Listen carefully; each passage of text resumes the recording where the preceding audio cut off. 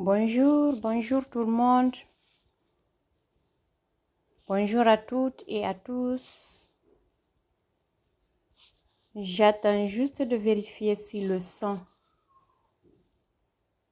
va bien, si vous m'entendez bien, vous me voyez bien. Et on va commencer. Voilà, on va patienter 1 à 2 minutes, voir.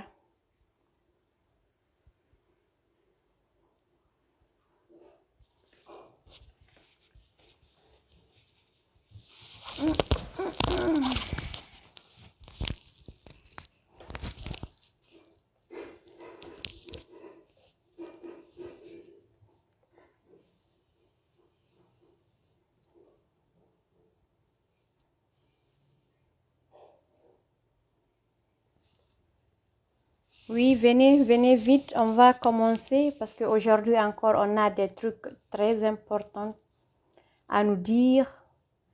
On va continuer sur le comment devenir un meilleur partenaire et être épanoui en couple.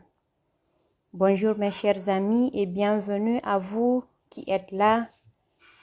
Et invitez vos amis, partagez le maximum pour qu'on puisse toucher beaucoup de personnes.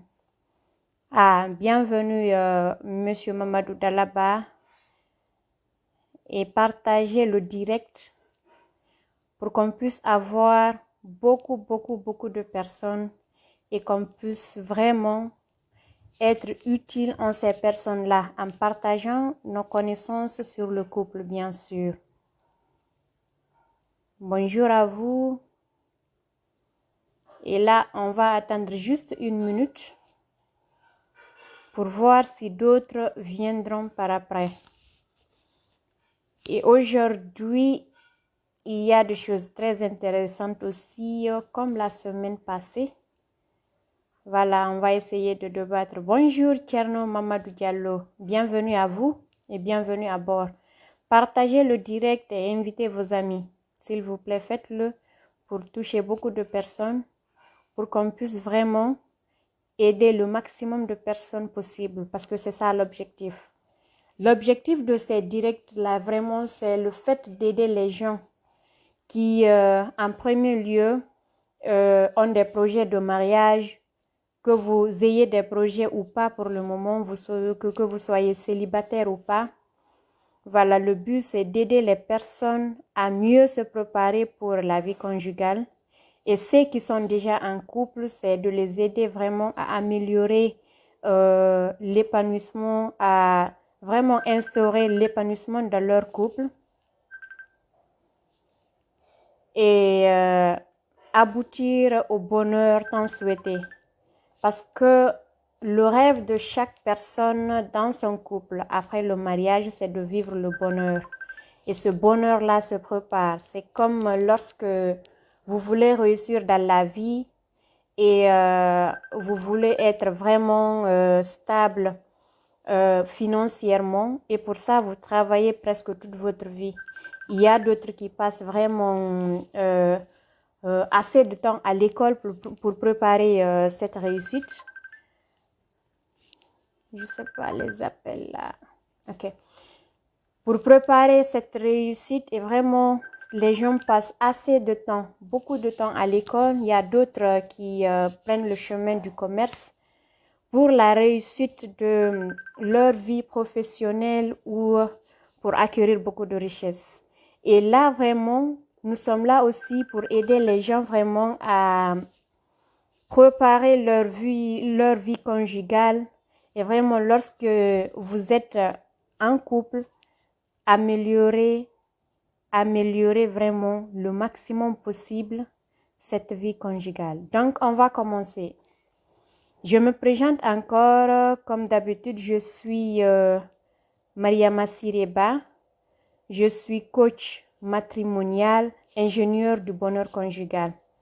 Le but de ces vidéos, comme je viens de dire, c'est d'aider les couples vraiment à améliorer la condition de vie de leur couple et vraiment aider les célibataires à mieux se préparer pour la vie conjugale. Bonjour Aladji Bobo et bienvenue à vous, merci, bienvenue et je vous invite vraiment à partager le direct et à inviter vos amis, partager et inviter vos amis pour qu'on puisse vraiment aller de l'avant. Ok, aujourd'hui au programme on avait, excusez-moi, ce sont les appels en direct. Les appels là, je sais même pas s'il y a des fonctionnalités pour essayer de couper ces appels. Néanmoins, on va continuer. Au programme aujourd'hui, je disais, on avait les ingrédients d'un couple heureux. Les ingrédients d'un couple heureux. La semaine passée, on avait parlé de l'équation du couple 1 plus 1 égale à 3 qu'on a largement expliqué. Et on avait parlé de l'amour et de ces deux phases, de la transition entre les deux. Aujourd'hui, on va voir plutôt les ingrédients d'un couple heureux.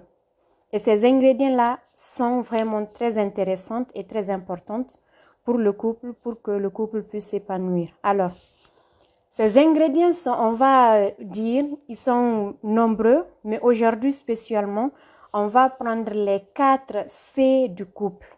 Je répète, aujourd'hui, on va parler sur les 4 C, grands C du couple. Et ces 4 C sont, premièrement, on va parler de la confiance.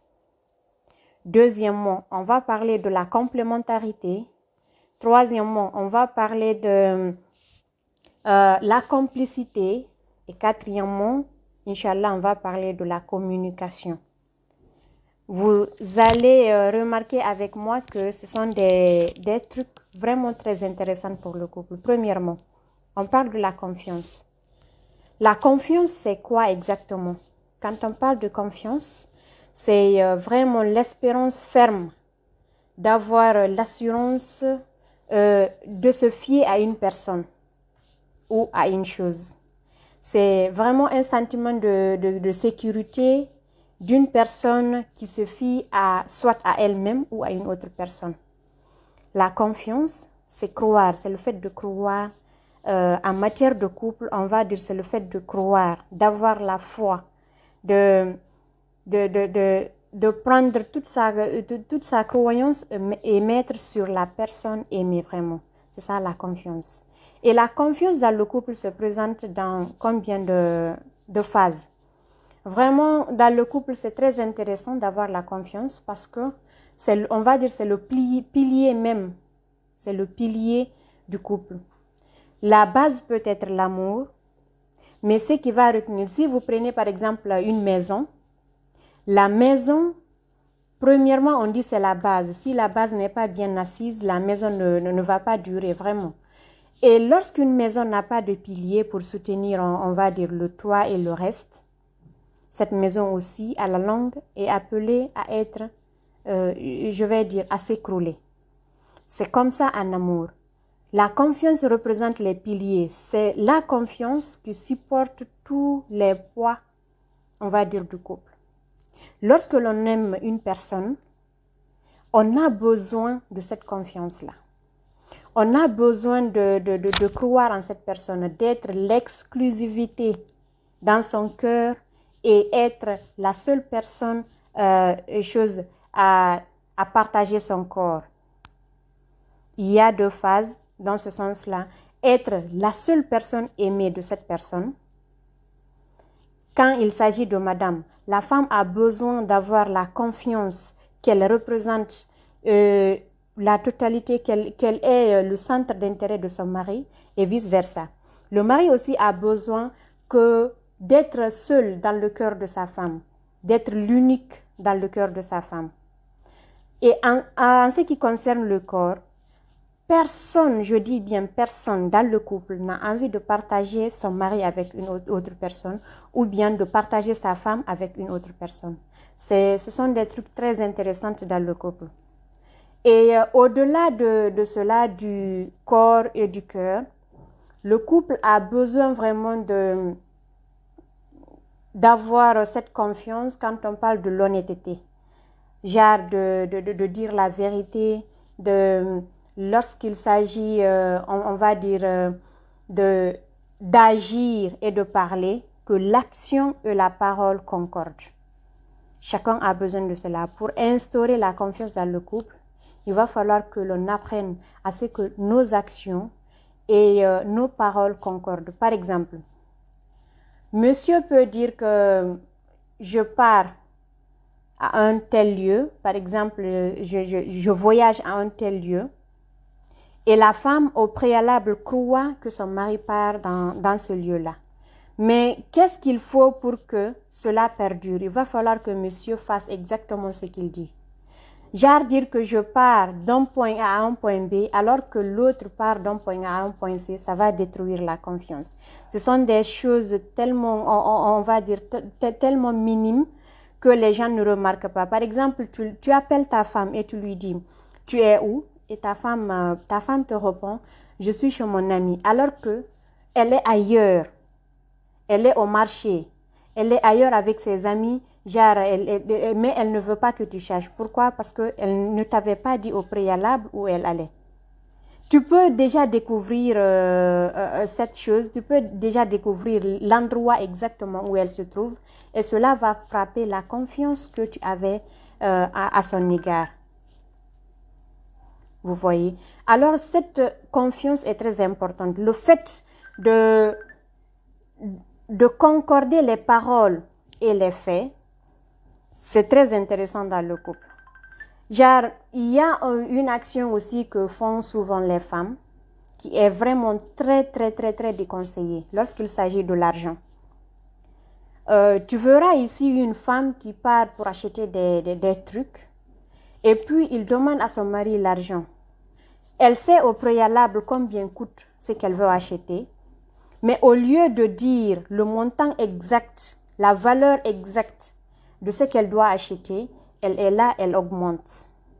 Bienvenue à vous, Badalaba, et bienvenue à Alassane Baoussa. Merci de partager le direct et inviter vos amis. Ok.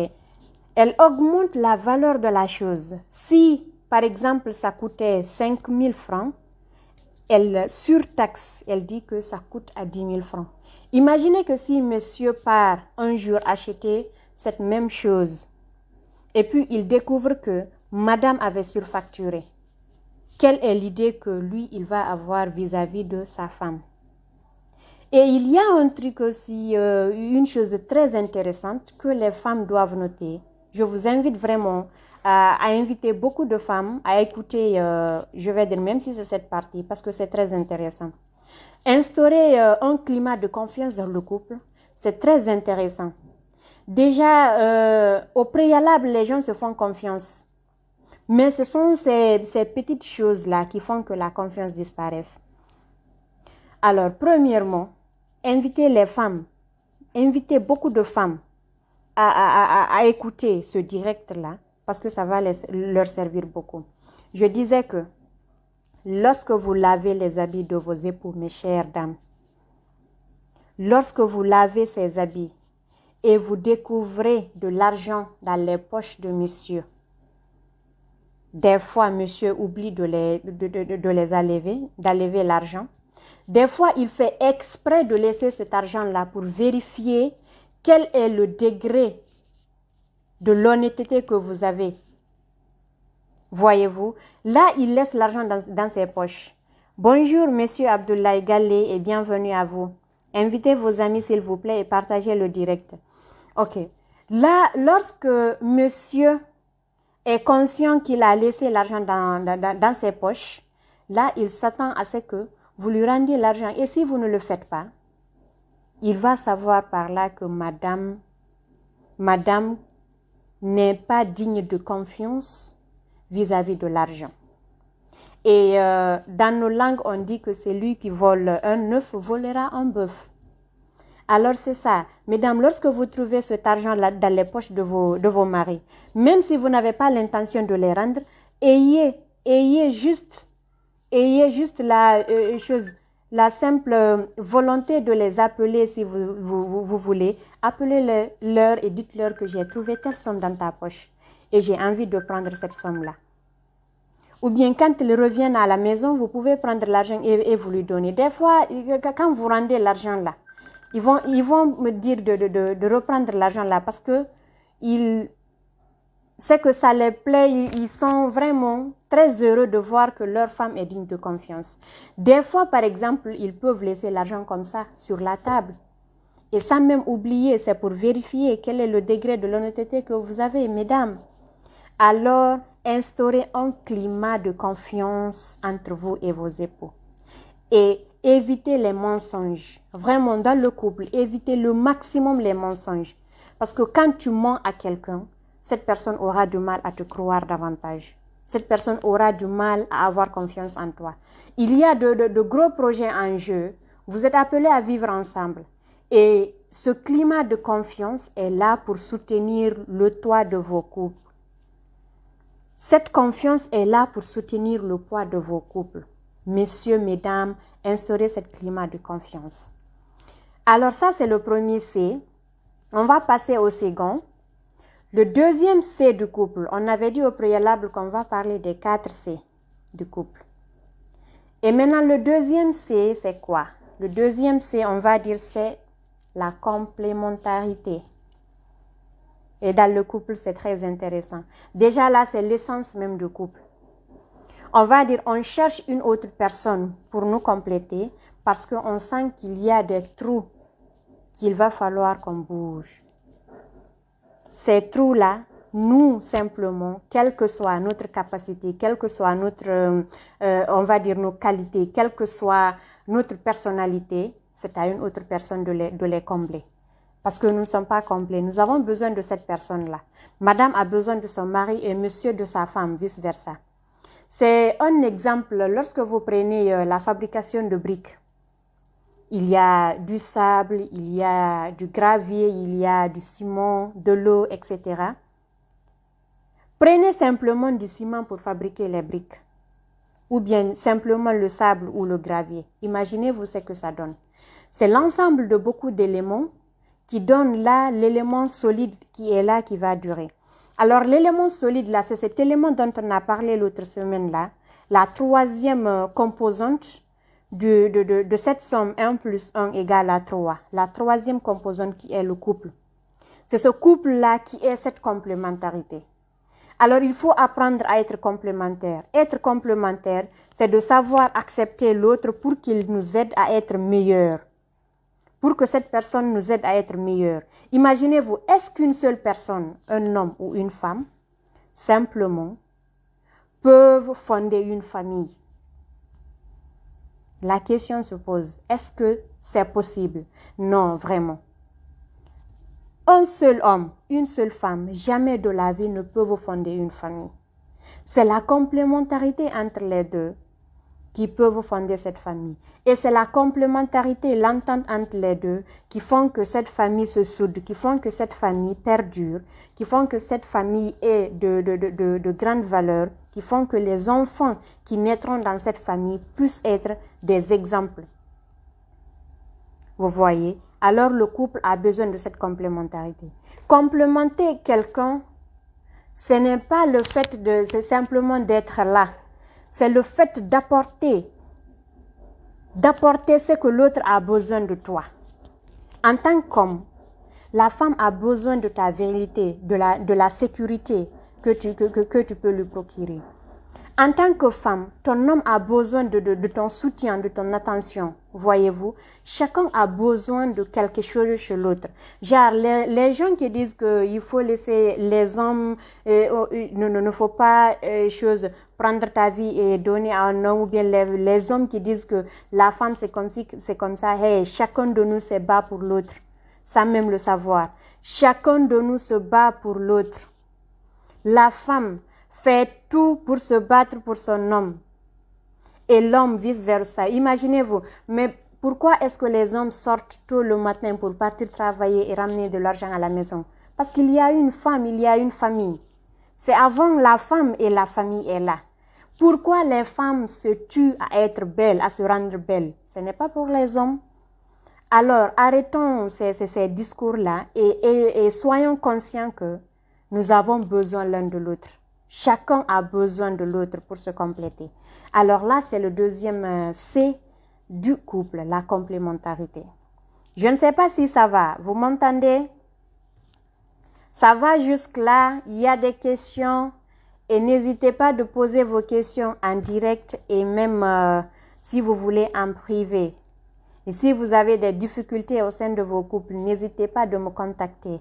Et vraiment, nous allons nous aider. Ok. Alassane Baoussa, bien. Merci à vous de donner le renvoi. Merci. Ok, on continue. On a eu le premier C qui est la confiance. Le deuxième C qui est la complémentarité. Et là, le troisième C, on va parler de la complicité. Bienvenue à Baramatoulaye, bienvenue à toi. On va parler de la complémentarité. On a dit la complémentarité, la confiance. Et là, on va parler de la communication. Et après, on va finir par ce que je viens de dire là. La communication, pour ne pas durer là-dessus, nous aurons largement à parler de cette communication dans la formule du bonheur conjugal. Parce que cette formule-là est vraiment très large. Je vais finir par la complicité avec M. Alassane Baoussa. Voilà, on va terminer par la complicité. La communication, on va dire la communication dans le couple représente le sang. Voilà, on va parler de cette communication largement dans la formule du bonheur conjugal. Parce que cette communication, je ne sais même pas, je crois qu'on aura au moins 2 directs pour finir la communication parce qu'elle est très importante et compliquée à comprendre. Il va falloir qu'on explique étape par étape. Parce qu'il y a les schémas négatifs de la communication qu'il faut éviter et il faut apprendre la communication qu'on appelle la communication non violente. On va renvoyer donc le 4e C dans la formule du bonheur conjugal. Vous allez être étonnés. Cette formule va vous aider, bien sûr. Maintenant, revenons à la complicité. La complicité dans le couple. Lorsqu'on dit que 2 personnes sont complices, ça veut dire quoi vraiment? Vous pouvez m'aider? On va partir. Et aujourd'hui, on ne va pas assez durer sur notre direct parce que ceux qui vont venir par après pour regarder le direct en rediffusion se plaignent que c'est un peu lent.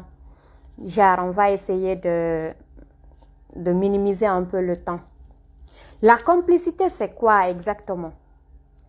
La complicité, on va dire, c'est lorsque 2 personnes manigancent ensemble, sont complices, ils travaillent ensemble en coulisses pour faire quelque chose, soit de bien ou de mal. En matière de police, quand on entend de complices criminels, ce sont des gens qui ont manigancé ensemble pour faire du mal à quelqu'un, soit pour tuer ou pour voler. Ce sont des complices criminels. Et il y a des complices pour faire du bien. Chacun essaye d'aider l'autre, d'amener le maximum de lui-même pour que cette chose visée-là puisse aboutir, puisse réussir au maximum. La complicité, on peut dire c'est ça. Hein? Ça, regardez même dans les dictionnaires ou dans d'autres définitions. Dans la vraie vie, la complicité, c'est lorsque 2 personnes s'entraident pour faire quelque chose du bien ou du mal. Ils s'entraident, ils se donnent les mains, ils sont là l'un pour l'autre pour la réussite de leur projet commun. En matière de couple, maintenant, c'est quoi la complicité? C'est ça même la raison, c'est ça même, c'est ce que même toute personne recherche dans son couple, cette complicité-là. Et cette complicité, c'est pourquoi nous avons cette formule du bonheur conjugal, c'est pour créer cette complicité-là. Parce que là, chacun sait qu'il va apporter le meilleur de lui-même pour que le bonheur naisse dans le couple. C'est ça la complicité. C'est lorsque madame est là et elle fait tout pour rendre monsieur heureux, pour que monsieur puisse être épanoui dans son couple. De l'autre côté, sans même consulter madame, il y a monsieur qui fait tout son possible pour rendre madame heureuse, rendre madame épanouie dans son couple. Et la somme de ces deux efforts-là vont donner le bonheur du couple. C'est ça la complicité dans le couple. Alors la complicité dans le couple, elle est très, très, très, très importante. Vous allez même évaluer la réussite d'un couple à travers la complicité que ce couple a. Vous pouvez voir beaucoup de couples, lorsqu'ils se rencontrent, déjà, on va dire, lorsqu'ils se rencontrent avec d'autres personnes, vous allez voir des petits trucs qu'ils font ensemble. Et vous-même, vous allez vous demander, mais qu'est-ce que ces gens-là font? Alors qu'ils savent ce qu'ils font. Des fois, à travers des paroles codées même, ils se rendent heureux là, à l'instant, en votre présence. Ils peuvent parler de tout et de rien devant tout le monde sans que d'autres personnes ne puissent comprendre. Ils sont complices. Genre, madame et monsieur ont un jargon, même de parler de leur sexualité devant tout le monde. Parce qu'ils sont complices, ils se comprennent. Ils ont un jargon secret pour eux. Devant n'importe qui, ils peuvent, eux, de communiquer, parler de leur sexualité sans qu'une autre personne ne puisse comprendre. Se demander, mais qu'est-ce que ces gens-là disent? Est-ce qu'ils sont fous? Vous voyez? Là, c'est un degré de complicité que vous avez dans votre couple.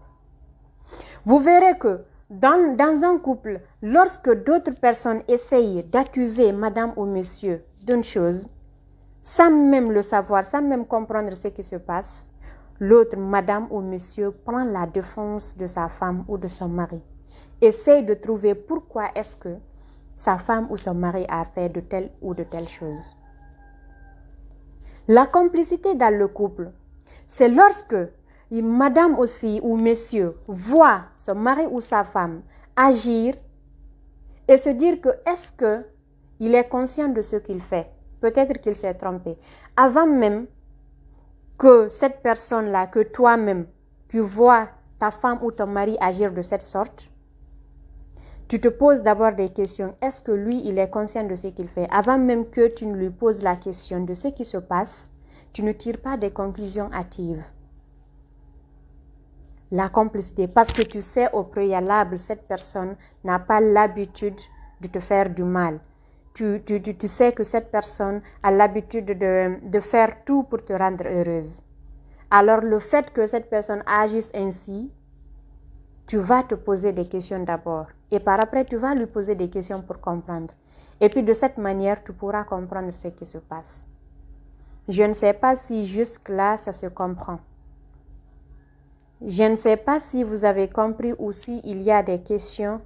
On va essayer vraiment de répondre aux questions et de vraiment nous dire presque au revoir parce que le direct a pris 28 minutes et je ne voudrais pas aller au-delà de 30 à 35 minutes.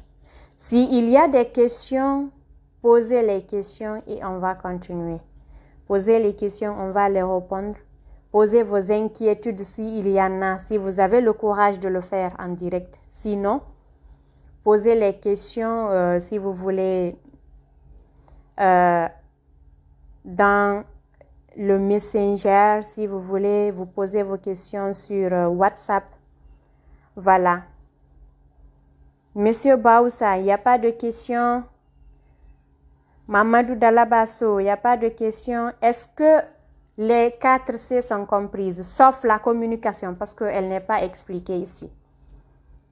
La communication, elle n'est pas expliquée dans ce direct-là. Les 4 C sont comprises. Il y a des questions dans ces 4 C-là, à part la communication, bien sûr. Je vous écoute, hein. Je vous écoute, messieurs, mesdames, je vous écoute.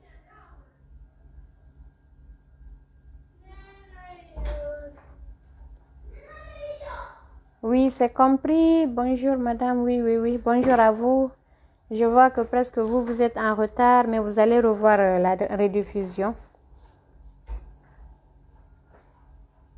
C'est compris chez vous. Ok. Merci, Mamadou Dalabasso. Il n'y a pas de questions? Ok, s'il n'y a pas de questions, je crois il est 30. On va se dire au revoir. On va reprendre les 4 C pour que vous puissiez retenir. On a dit c'est la complicité, la complémentarité, la confiance et la communication. Retenez ces 4-là. La confiance. Instaurez un climat de confiance chez vous et tout ira bien. Soyez complémentaires et tout ira bien. Ayez l'esprit de complicité. Soyez complices avec vos épouses et vos époux. Tout ira bien. Et on va apprendre avec vous, Inch'Allah, dans les prochaines vidéos, comment avoir une très bonne communication et éviter les schémas négatifs de la communication si Dieu veut bien. Et maintenant, je vais vous dire au revoir. Et j'espère que le direct vous a servi, même si c'est un petit peu.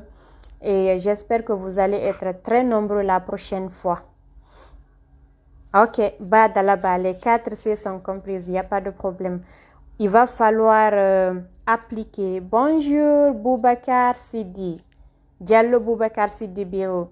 Et là, vous allez devoir revoir la rediffusion parce que nous arrivons à la fin de notre direct. Thank you, my sister. You too, thank you very well. See you.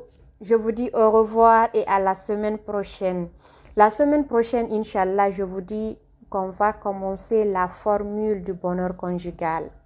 À la semaine prochaine, Inch'Allah, pour commencer la formule du bonheur conjugal. Les gens qui ne comprennent pas mathématiques, là, il va falloir que vous appreniez un peu mathématiques, hein, bien que ce n'est pas mathématique. C'est purement, on va dire, social. Mais c'est une formule, bien sûr.